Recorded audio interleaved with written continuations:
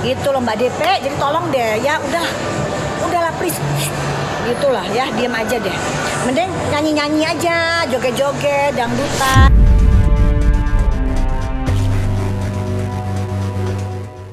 Nah kalau Doktif bilang, hei Mbak DP diam.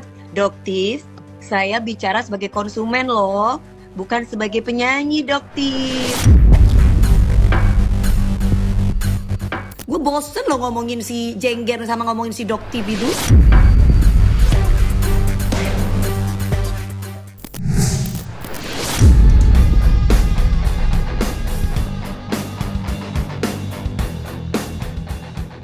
Kemunculan Doktif tidak hanya menarik perhatian banyak pihak, tetapi juga mengundang banyak lawan. Bagaimana tidak, belum selesai perkara yang menyeret dirinya hingga berujung saling lapor dengan pengusaha skincare Sheila Saukia, Doktif sudah menambah musuh baru.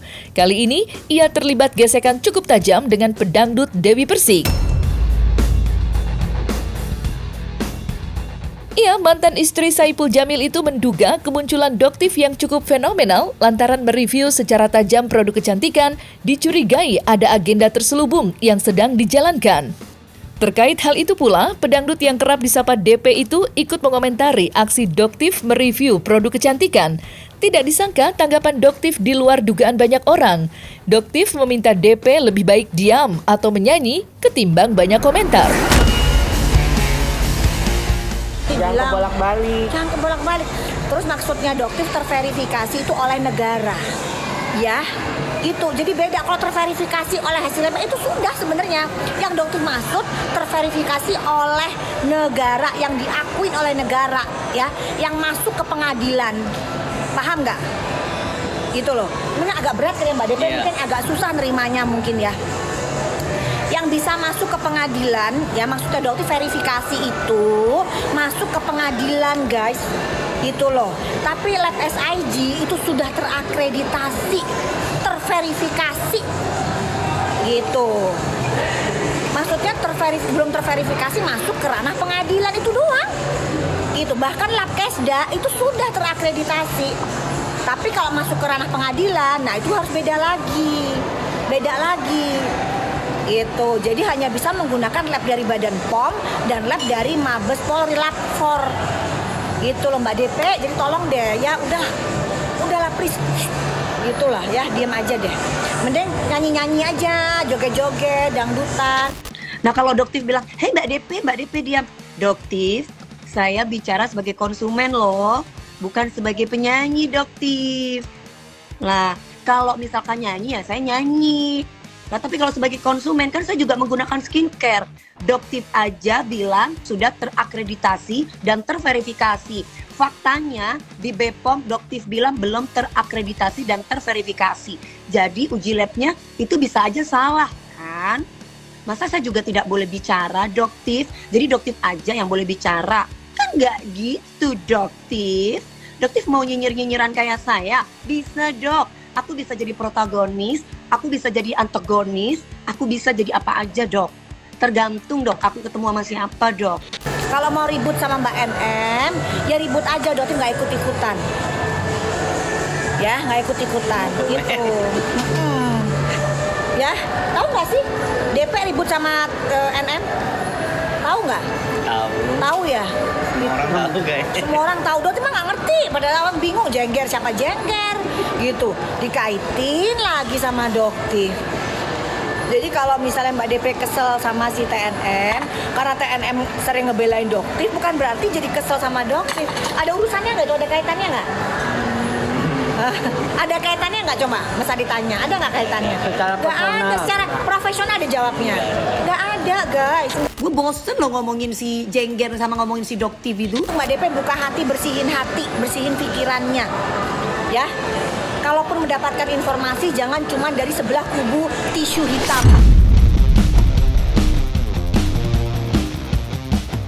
Sementara, konflik panas yang terjadi antara Doktif dan Sheila Saukia dipastikan lanjut ke proses penyidikan. Usai keduanya menolak adanya perdamaian. Bahkan, Doktif sudah menyiapkan 5-6 pasal tambahan dalam laporannya ke Polda Metro Jaya. Konflik yang terjadi di antara mereka cukup menegangkan hingga terjadi dugaan persekusi. Atas dugaan itu pula, Doktif melaporkan Sheila dan suaminya ke Polda Metro Jaya. Sebaliknya, Sheila juga melaporkan Doktif dengan dugaan fitnah dan pencemaran nama baik. Tidak main-main, Sheila menggandeng pengacara senior Elsa Syarif untuk menyeret Doktif ke meja persidangan. Lantas, seperti apa perkembangan kasus keduanya?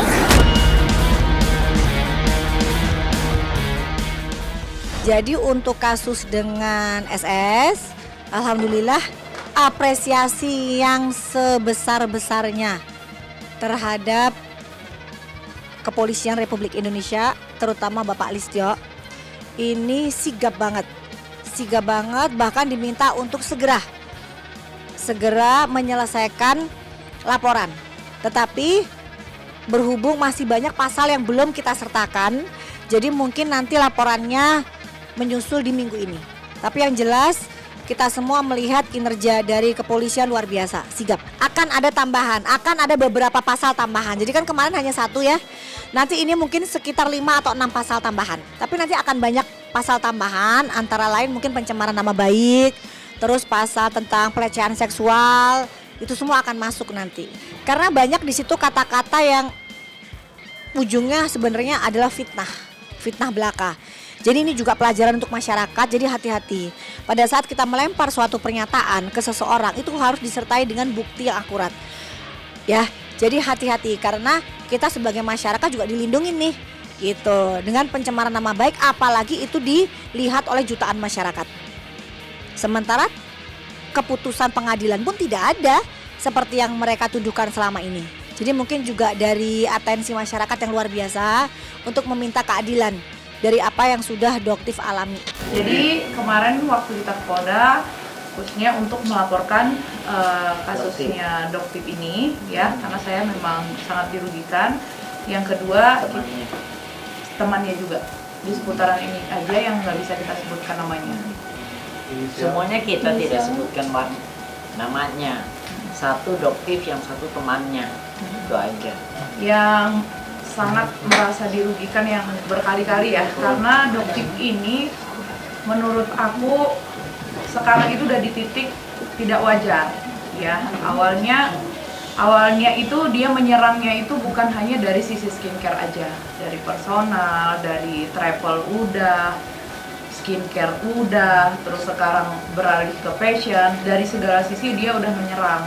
Menurut aku ini sudah nggak wajar lagi ya, karena mungkin teman-teman media nggak tahu kalau dulunya saya menghubungi dia duluan untuk meminta maaf untuk tabayun kalau saya ada banyak salah, saya minta maaf sebesar-besarnya.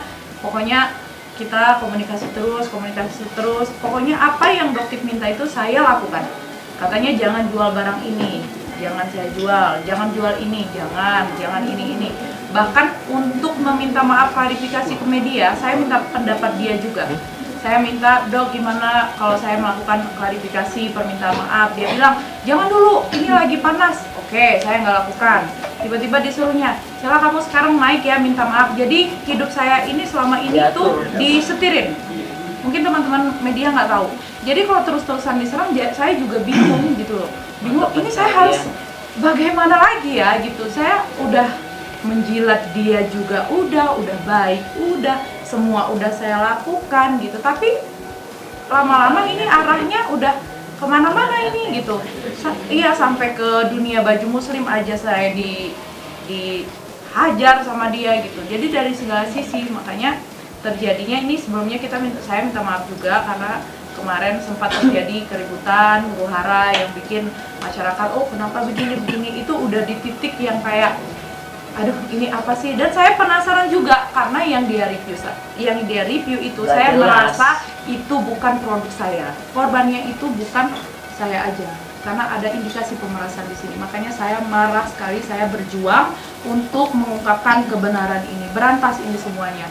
Mungkin saya bisa melawan, tapi korban-korban lain gak bisa melawan karena mereka takut dengan serangan, hujatan, hinaan, bulian, bukan hanya ke brand tapi ke keluarga, personal. Ini saya takut, ini pengusaha kecil yang akan maju jadi takut salah apa segala macam. Kalau misalnya salah di produknya, kita bisa lapor ke BPOM, biar BPOM yang menangani semua brand. Kamu salah, cara mempromosikan salah, kamu mempromosikannya terlalu overclaim. Bisa semuanya bicarakan dengan baik-baik, tapi bukan dengan cara menghajar seperti ini. Dibimbing oleh BPOM. Orang lihat, ya. Jadi akan nanti jadi main hakim sendiri. Jadinya bakal banyak. Ini mungkin saya sekarang yang seperti ini. Kita nggak tahu siapa lagi yang akan seperti ini. Aku berharap juga sama Bapak Kepala BPOM, saya juga salah di sini. Menghimbau, ya. Semoga jangan ada lagi terjadi hal seperti ini. Ini bakal memicu banyak amarah-amarah orang lain lagi. Sebenarnya agak ini apa ya? Apa aku masuk perangkap kebodohan apa gimana ya? Aku merasa gitu. Ini orang DPR nyuruh kakak untuk mereview produk kamu, katanya. Saya kaget dong, antara shock semuanya. Orang DPR nyuruh mereka desak kakak, Dek.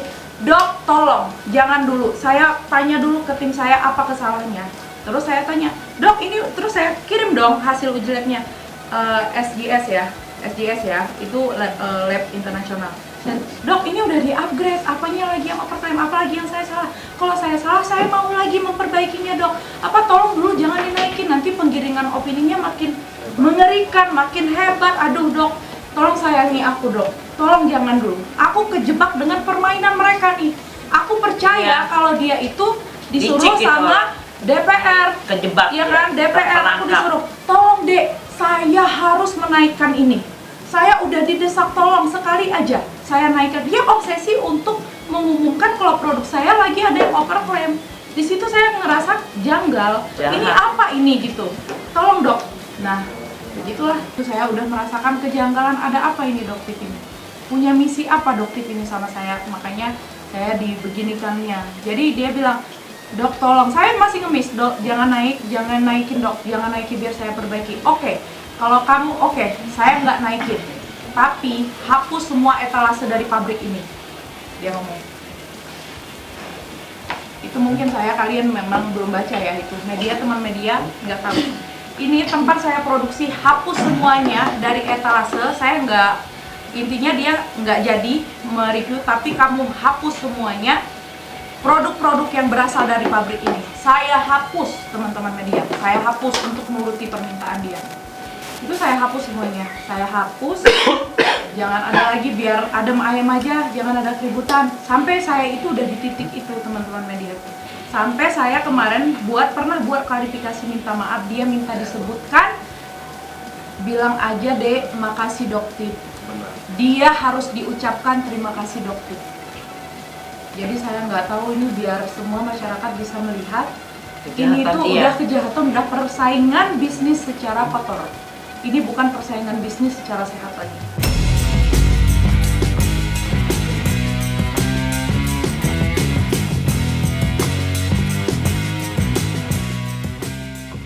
Tidak hanya Sheila yang dilaporkan, rekan sejawat Dr. Richard Lee juga dilaporkan. Doktif malahan meminta masyarakat mengawal kasus Richard Lee dan berharap Kapolri segera memerintahkan anggotanya untuk memproses laporannya. Lantaran kasus yang dilaporkan menjadi atensi nasional, mengingat yang bersangkutan merupakan seorang publik figur. Kisruh yang terjadi antara Doktif dan Dr. Richard Lee sudah terendus cukup lama. Sebelumnya, Doktif juga mengadukan Richard Lee ke Badan Kode Etik Profesi terkait dugaan pelanggaran kode etik. Lantas, sudah sejauh manakah perkembangan laporan yang dibuat Doktif di Polda Metro Jaya?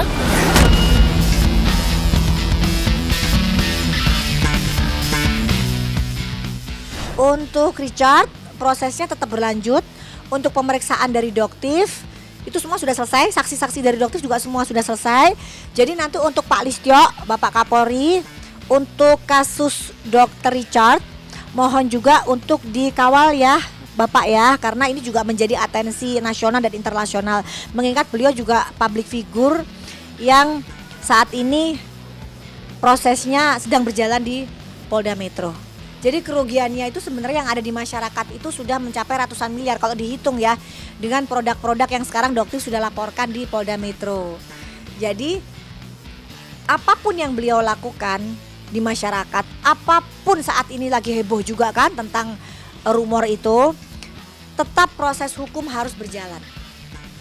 Itu. Kita lihat, kita kawal ya guys ya, masyarakat Indonesia silakan mengawal karena nanti semua akan kita buktikan di ranah pengadilan. Seperti itu. Dari pihak sekarang tinggal pemeriksaan dari pihak Richard gitu. Pemeriksaan dari pihak Richard karena bukti-bukti semua sudah ada di kepolisian. Review skincare itu bisa titipan. Titipan untuk menghancurin pesaing. Misalnya nih ya, satu ya, ada pesaing kita yang gede banget di daerah ini. Itu kita bisa hancurkan dari kita review loh. Kita mencari kesalahannya. Dan itu sangat menurut saya tidak terafiliasi dengan siapapun dan saya selama 7 tahun tidak membela siapapun. Tapi di sini saya pengen tegak lurus. Tapi hal itu benar adanya terjadi. Bahwa ada titipan, ada namanya teman, ada namanya. Saya tidak menjurus ke satu orang ya, karena kan ada banyak yang mereview seperti ini punya. Dan sekali lagi menurut saya ini tidak pantas, sudah tidak jelas lagi siapa review siapa. Yang lebih lucu lagi yang review itu dulunya jualan skincare abal-abal. Saya keluar dari sini, saya balikin semuanya ke BPOM. Ini sudah nggak baik lagi, ini sudah tidak tepat lagi. Makanya saya bilang saya mundur dan saya ngelakuin saya salah. Ini pekerjaan bukan kerjaan saya, ini harusnya pekerjaan BPOM. Saya mundur dengan ikhlas, saya balikin semuanya ke BPOM. Dan saya harap BPOM juga bisa mengemban tanggung jawab ini penuh.